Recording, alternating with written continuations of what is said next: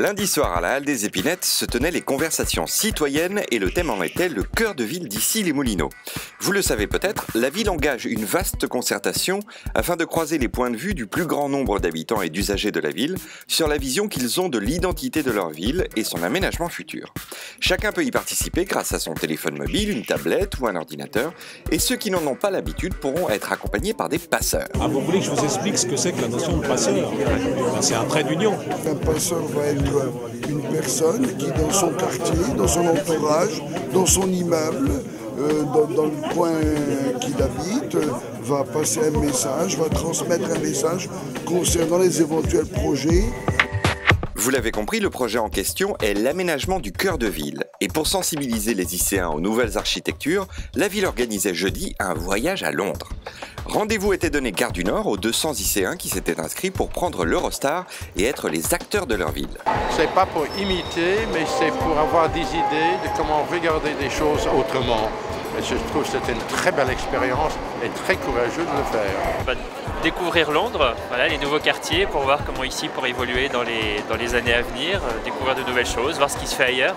J'attends d'être convaincue que le nouvel urbanisme sera bon pour l'avenir et pour notre ville. L'objectif qu'on a en faisant ça, c'est de permettre de donner des éléments d'argument et d'expliquer aux profanes, aux non-professionnels, le mode de fonctionnement de la ville de Londres et de toutes ces questions de reconstruire dans la ville. Ce qui est assez similaire avec ce qu'essaye de faire la ville d'Issy-les-Moulineaux là, maintenant. Une fois passé le tunnel sous la Manche, voilà nos Icéens à la gare de Saint-Pancras, premier témoin du mélange du moderne et de l'ancien. Direction ensuite le quartier des affaires où une réunion avait lieu dans les locaux de BNP Immobilier pour une présentation de Londres et un avant-goût de la visite marathon. Puis les Icéens ont marché et bien sûr oublié de regarder du bon côté en traversant. Mais ils ont surtout découvert pour la plupart Londres et son architecture en pleine expansion, sa gestion de la densité par la verticalité et le mélange de l'ancien et du moderne.